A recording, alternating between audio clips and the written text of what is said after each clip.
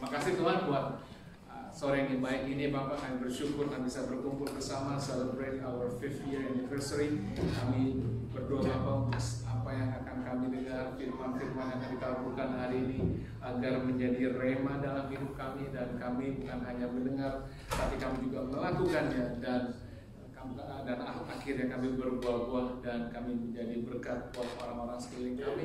Dan berkati ya Tuhan, apa yang kami persiapkan, manusia bisa menyiapkannya terbatas, tapi Engkau yang membuat pertumbuhan, Engkau yang membuat kehebatan. Biarlah Bapak, all the glory and honors for you, Lord. In Jesus name we pray. Amin.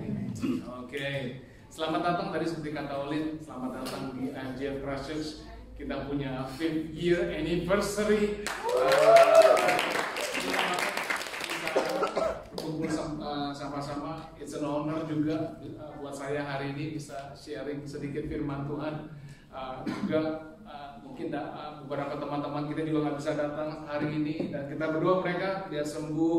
Kalau ada acara apapun kita bisa lihat di YouTube nanti. Oke.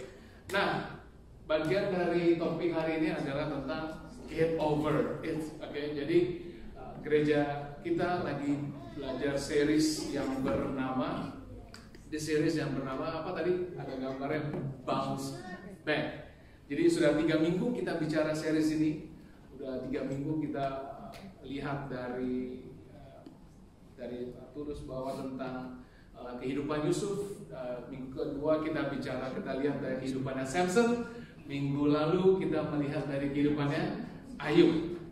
Dan ada satu hal yang common yang Amsal 24:16 dikatakan 7 kali orang jatuh, tapi dia bangkit kembali. 7 kali orang jatuh, mengalami setback, mengalami difficulties, tapi dia bangun lagi. Katakan sama-sama, bangun lagi. Bangun lagi. Untuk keep momentum terus sama dan agar terus build up kayak seperti snowballing, kita mau lihat tentang hari ini tentang get over.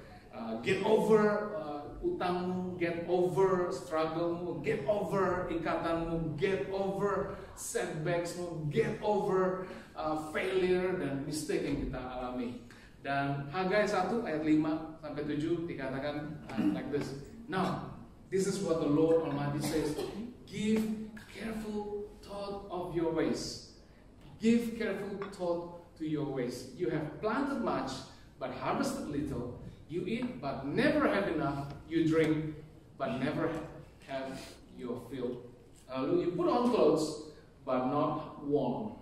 You earn wages, only to put them in a purse with the holes in it. This is what the Lord Almighty says. Karena sama-sama, give careful thought to your ways. Give careful thoughts to your ways. Karena saya yakin kalau kita mau fix sesuatu, kalau kita mau fix anything, selalu begin dengan apa? Thinking. Setiap kali kita mau fix sesuatu, setiap kali kita melakukan sesuatu, kita mau begin with your thinking. Ya, kadang dengar cerita adalah orang yang end up dengan desperate times dalam hal-hal yang kita hadapi, entah dalam financial issues, entah dalam marital issues, relationship issues, family issues, dan juga mungkin hal isu-isu yang lain. Dan kita mau bicara dan diskusi bagaimana bisa kita sampai ke desperate times tadi. Bagaimana kita bisa tersandung sampai desperate times tadi. Karena kalau kita melihat bagaimana kita sampai ke poin tersebut, sebenarnya udah half of the problem is solved. Pada saat kita menyadari bagaimana kita bisa sampai ke poin problems tadi. Saat saya renungkan bagian tadi dan persiapan message ini, saya memperluas bagaimana tentang get over it. Itu mungkin bukan hanya tentang keuangan, tapi situasi desperate yang lain. Setiap ada frustration, pasti ujungnya end up takutnya selalu di sana. Karena the way out is almost the same way in. The way out is almost the same way in. Walaupun kita tidak alami simple no smooth, teman-teman, kamu bakal perlukan suatu hari nanti. Ilustrasi yang kita mau lihat hari ini adalah ilustrasi yang tidak asing lagi buat kita. Saya pernah bawa ilustrasi ini, yaitu tentang parable Di depan parabol siapa? Anak yang hilang. Oke, anak yang hilang. Saya pernah sampaikan parabol ini sebelumnya, tapi bisa mulai dengan sudut yang berbeda. Kita buka sama-sama di Lukas 15 ayat 11 sampai 16. Kalau punya Alkitab, Anda baca di depan aja. Kita lihat sama-sama. Yesus berkata lagi, ada seorang mempunyai 2 anak laki-laki. Kata yang bungsu kepada ayahnya, "Bapa, berikanlah kepadaku bagian harta milik kita yang menjadi hakku." Oke, itu apa? In other words, ini walaupun ini cuma parable, cuma saya bilang ini melihat roots dan ngaco banget. Sama seperti halnya kalau kita, "Bapak, I want you dead, I want you die, aku mau kamu meninggal, sehingga setengah bagian dari hartamu buat aku." Oke, kalau Anda anak ngomong seperti ini, apa rasanya teman-teman? Halo? Apa? Tapi bapaknya menuruti keinginan anaknya. Dikatakan, lalu ayahnya membagi-bagikan harta kekayaan itu di antara mereka. Walaupun sebenarnya nggak perlu dan nggak pantas, tapi bapaknya tetap memberikan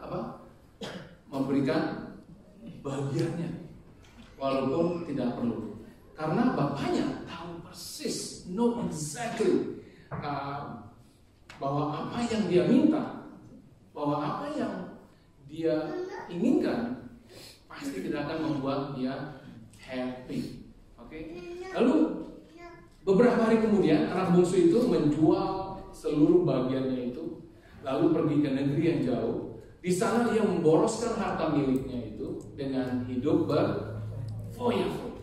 Setelah dihabiskannya semuanya, timbullah bencana kelaparan di dalam negeri itu.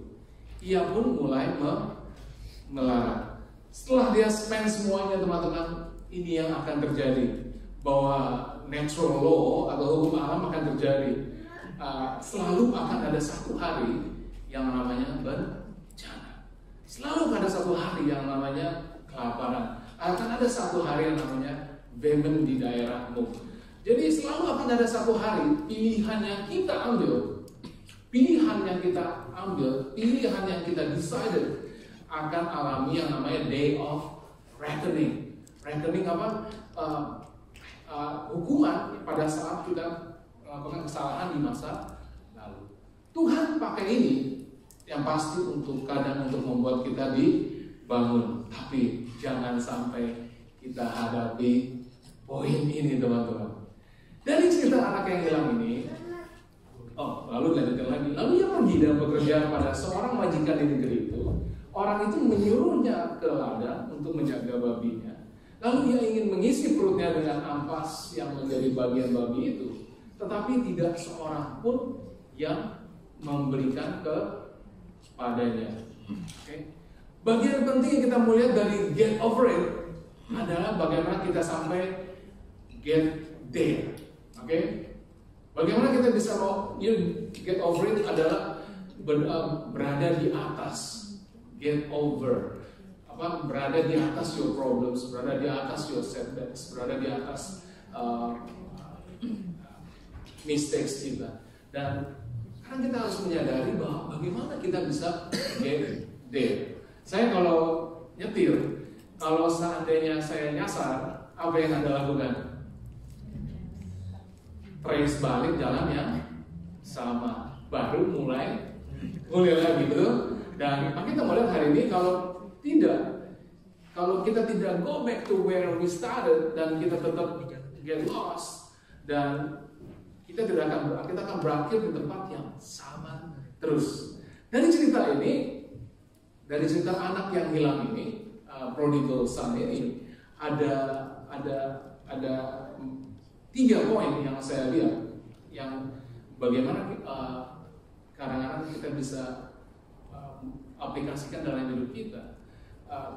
Bagaimana kita bisa sampai get there? Karena pada saat kita menyadari how we get there, kita akan go back dan bisa fix dan bisa untuk mulai start over. Oke, yang pertama, how do we get there? Dari cerita anak yang hilang ini, musuh bisa karena anak tersebut membeli kebohongan.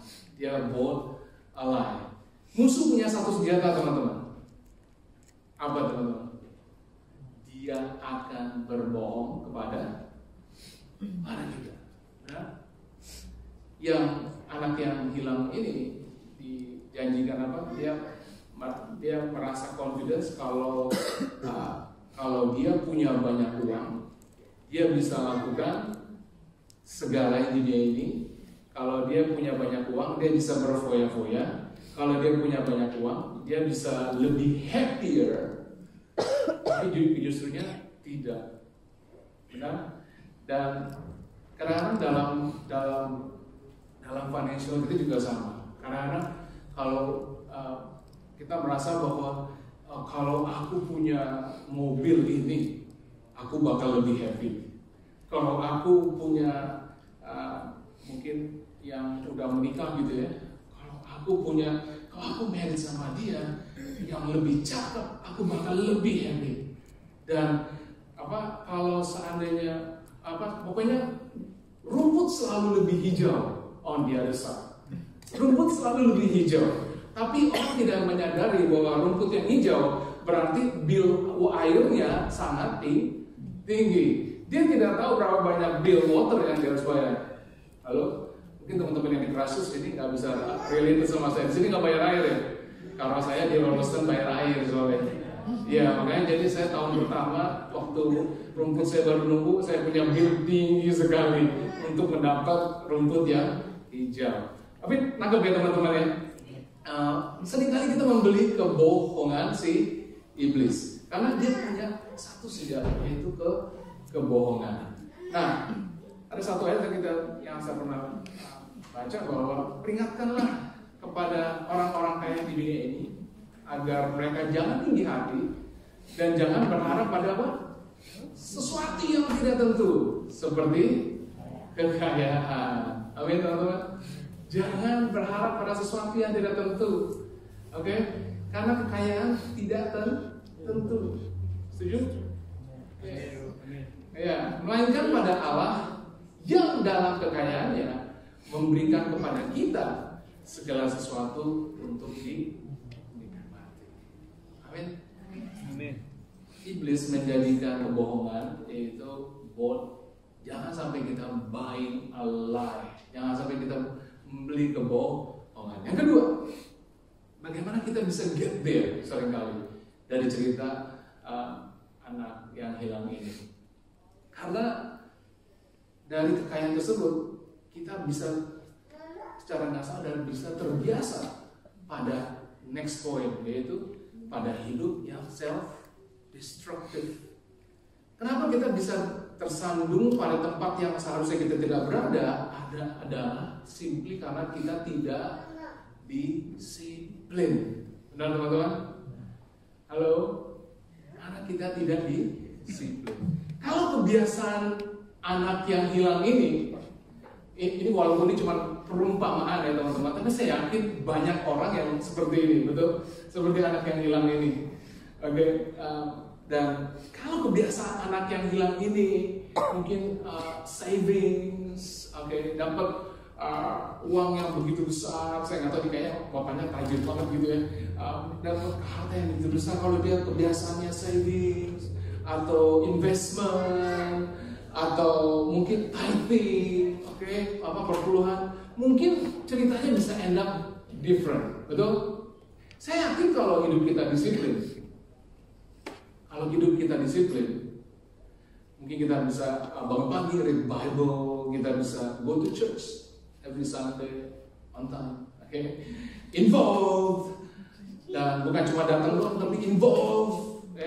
Saya senang banget di sini, teman-teman amat sangat involved. Jadi sehingga challenge saya untuk lebih serius, untuk give excellence, untuk nggak mau santai-santai gitu, karena orang-orang di sini kayaknya luar biasa. Karena saya masuk di sini 2,5 tahun yang lalu dan gereja kita ada celebrate 5 tahun gitu ya. Dan senang banget bisa datang ke sini. Go to church that involve dan take care tubuh kita, take care tubuh kita, take care mind kita, take care relationship kita. Saya yakin kita nggak akan terjerumus pada hidup yang self-destructive. Kalau kita hidup terbiasa dengan kehidupan yang mismanaged life, hidup yang tidak teratur, akan membawa kita kepada hidup yang self-destructive. Oke, Amsal 14 ayat 12 demikian. Ada jalan yang disangka orang lurus, tetapi ujungnya menuju maut. Ini bahasa Indonesia-nya. Mungkin bahasa Inggrisnya bisa relate. There is a way of life that looks harmless enough. Okay? Looks harmless enough. Tapi ini MSG ya. Terjemahan MSG. Look again. It leads straight to hell. Halo? Mungkin seringkali kita bisa bilang begini. What harm could it do? I'm only looking. Halo? What harm will it be? I'm only looking. I'm not hurting anyone. I'm only looking. Ngerti maksud saya? Zaman sekarang begitu sering dengar bagaimana orang-orang, anak-anak muda dari all ages fall into pornography. Okay? What harm will it be? I'm only looking.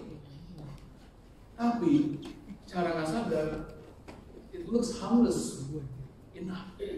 Tapi look again, it leads straight to hell. Oke, teman-teman. Terbiasa kepada kebiasaan yang self-destructive. Yang ketiga, yang poin yang pertama, how you get there.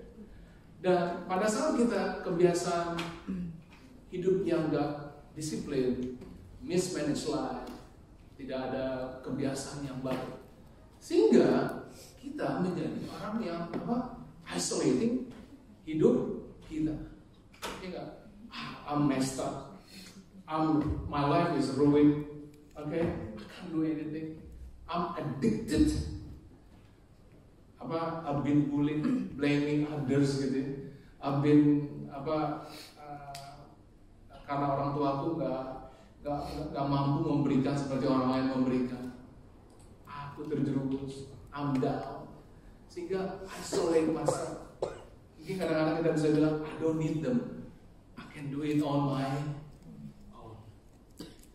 Isolate ourselves dari people yang can help you. Isolate dari people yang can help. Nomor satunya, Tuhan pasti bisa menolong kita. Dan Tuhan bisa pakai orang-orang sekeliling kita untuk kita get over it.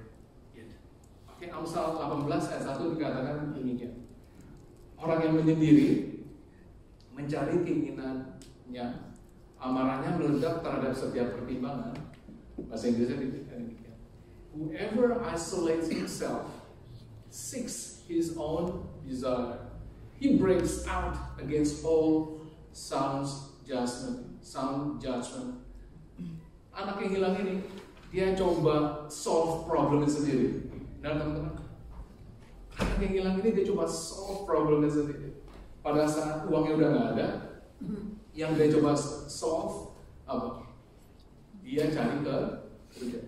Nah, pada saat some people struggle, mengalami setbacks, mengalami mistakes, dia akan coba cari solusinya sendiri. Benar? Dan anak yang hilang ini, dia coba cari solusinya sendiri. Mungkin, tapi sayangnya dia nggak kerja di tempat yang tepat ya, yang tepat. Sehingga dia kerja nggak karuan pada orang yang tidak tepat. Dan dia isolate himself pada the right people. Tapi seek, dia punya help pada the wrong people. Not even seeking the wrong people, they're seeking problem solving by himself. Tapi ujung-ujungnya trap. Benar nggak teman-teman? Ujung-ujungnya dia terjebak. Mazmur 88 ayat 9 dikatakan demikian. Telah kau jauhkan kenalan-kenalanku daripadaku, telah kau buat aku menjadi kekejian bagi mereka, dan aku tertahan dan tidak dapat keluar. Ini Daud katakan. You have driven my friends away by making me repulsive to them. I'm in a trap with no way of escape. Ini yang Daud alami. Seringkali kita mengalami demikian nggak sih? Halo? Pada saat kita jatuh dan trap, seems katanya nggak ada jalan keluar. Kayaknya that's it. I'm finished. Sering kalau dunia punya solusi apa? Halo? Suicidal, benar nggak sih? Suicidal. Orang no way out. Merasa I'm done. What's the point of living? Halo? Tapi itu adalah salah satu kebohongan iblis yang kita dengar. Sesungguhnya, apa teman-teman? Ingat ya, saya hari ini mungkin mau agak banyak, tapi ingat ayat-ayat firman Tuhan aja. Catat aja ayat firman Tuhan. Karena teman-teman menguatkan kita. Mazmur mengatakan demikian. Apabila orang-orang benar itu berseru, maka Tuhan mendengar. Bukan cuma mendengar teman-teman, apa? Dan melepaskan mereka dari segala kesusahannya. Halo, apakah iblis bisa menjanjikan hal demikian? Dia mendengar dan melepaskan mereka dari segala kesusahan. Jadi, apa ayatnya kita baca sebelumnya? Is it true? There is no way out. Is it true? Kamu bisa trap dan no way out. Pasti ada way out. Dan bukan hanya dia mendengar dan melepaskan, Tuhan itu dekat. God is near. Saya mau katakan bukan cuma near, nearer, lebih dekat pada orang yang broken hearted. Dan ia menyelamatkan orang yang kalau remuk hatinya. Kalau salah satu terjemahannya lagi dikatakan apa? Lost hope. Lost hope. He is near. He is near. Kita mengatakan dia dekat. Oke? Jangan isolate yourself, teman-teman. He is near. Dia mendengar. Dia melepaskan dari kesesakannya. Dan Tuhan itu dekat. Dan saat at the lowest of low yang dialami oleh anak yang hilang ini, iya kan? Dia sampai, Anda pernah lapar teman-teman? Pas lagi lapar dan Anda nggak bisa makan, halo, nggak dikasih even makanan babi, dibilang kan tadi makanan babi aja nggak dikasih. You are struggling a big time. At the lowest of low yang dialami anak yang hilang ini, saat dialami rock bottom, masih ada kesempatan untuk get over it. Nothing impossible oleh Tuhan yang membangkitkan orang mati. Ingat ya teman-teman, kalau Anda merasa it's impossible, it's too hard, you are trapped, nothing impossible for the God that raised people from the dead. Amin. Haleluya. Nothing is impossible. Tidak terlalu sulit buat dia. Nah, when we know how to get there, we solve half of the problem.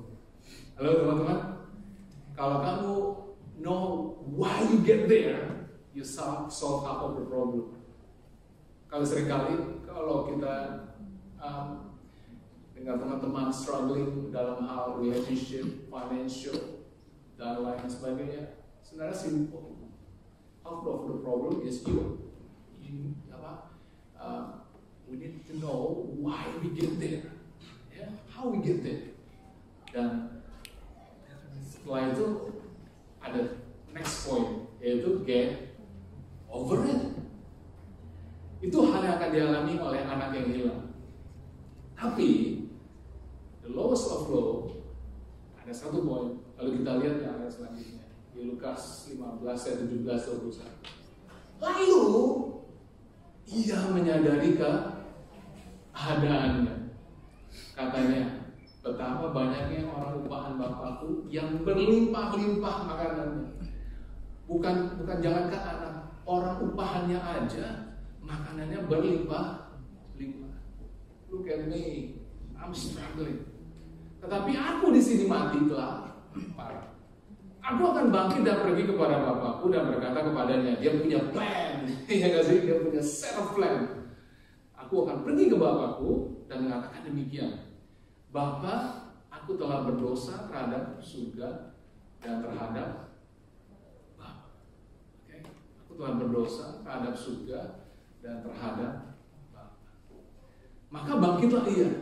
Dia do it right away. Ya nggak sih? Bangkitlah dia. Jadi dia bukan cuma set of plan, tapi dia langsung bangkitlah ia dan pergi kepada bapaknya. Ketika ia masih jauh, ayahnya telah melihatnya. Wah, saya membayangkan gitu ya. Ayahnya telah melihatnya. Setelah bapaknya waiting on the porch, dikatakan. Ayahnya telah melihatnya. Ayahnya telah menunggu. Pada saat kapan anaknya kembali? Pada saat our setbacks happen, pada saat kita trapped, Bapak kita menunggu, when my son, my daughter gonna come back to me. Lalu tergerakkan hatinya oleh belas kasihan. Ayahnya itu berlari mendapatkan dia, lalu merangkul dan mencium dia. Kata anaknya itu kepadanya, Bapak, aku telah berdosa terhadap surga, terhadap Bapak. Aku tidak layak lagi disebut anak. Ada 4 poin, tapi saya cuma punya 2 menit saja. Ada 4 poin yang kita harus sadari untuk bagaimana kita solve half of the problem, how we get over it. Yang pertama adalah sadari kenyataan of where you are. Oke?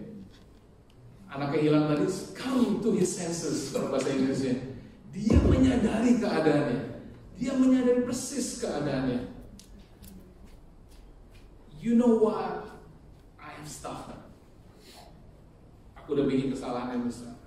Aku stuffed up dengan addiction ini. Aku stuffed up dengan minta bukan bagianku. Come to his senses. Anak yang hilang ini come to his senses. Dia menyadari keadaannya. Dan sebenarnya Tuhan juga mau know simply the truth. Oke? Halo? Kalau anak kita bikin sesuatu yang parah banget gitu ya, kalau ditanya kenapa kamu bikin begini gitu ya, dia pasti kasih alasan yang macam-macam.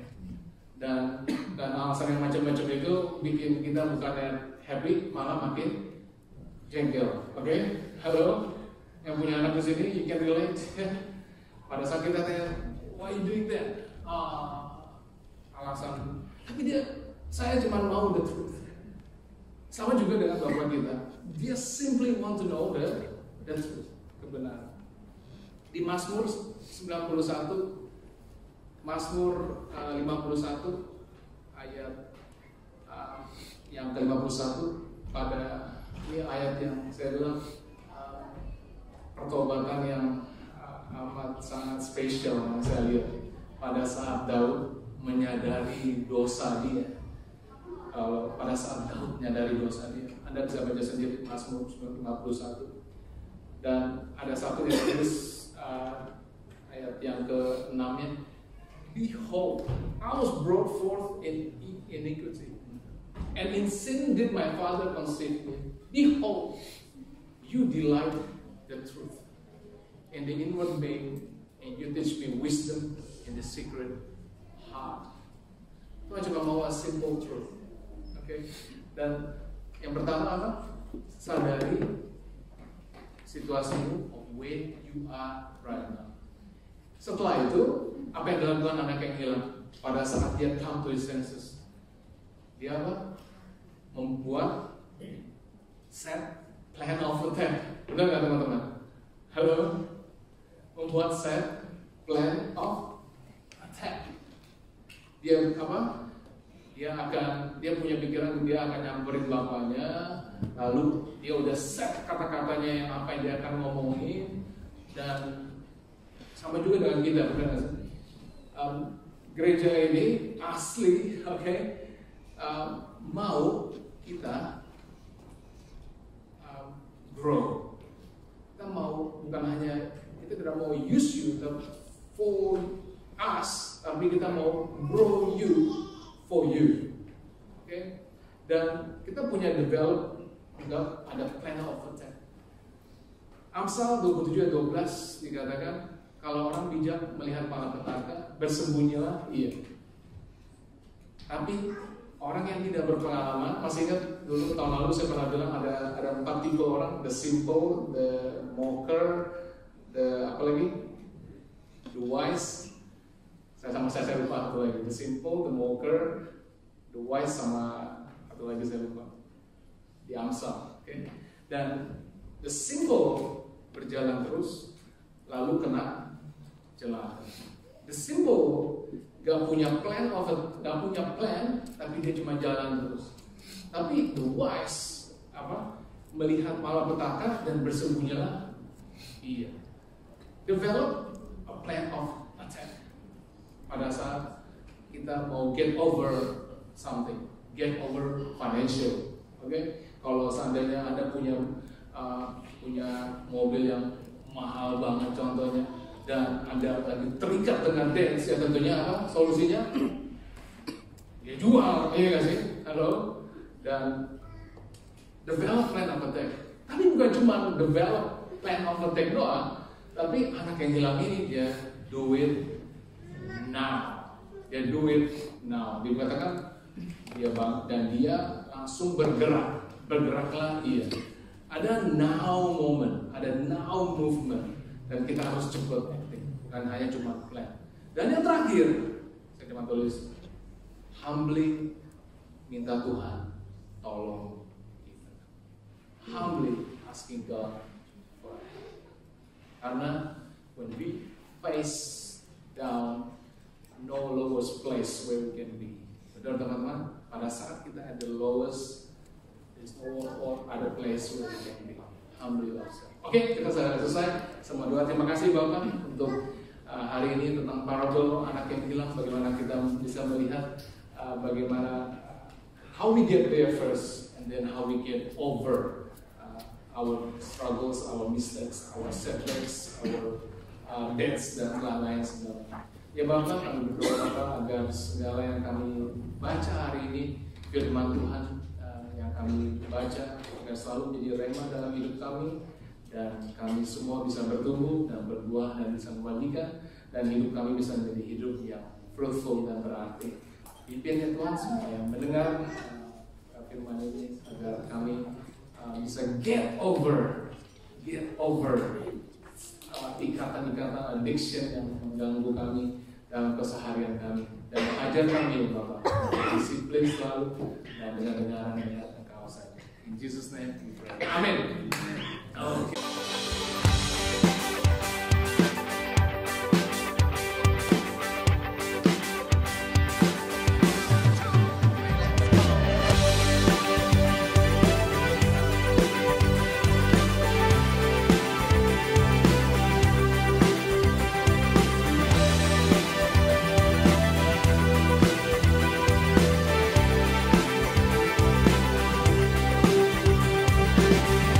Satu nama yang mengatasi segala nama. Satu nama yang mengatasi segala nama. Yesus Tuhan, Dia disalibkan untuk gantikanku. Yesus Tuhan yang mati untuk tebus semua dosaku. Oh.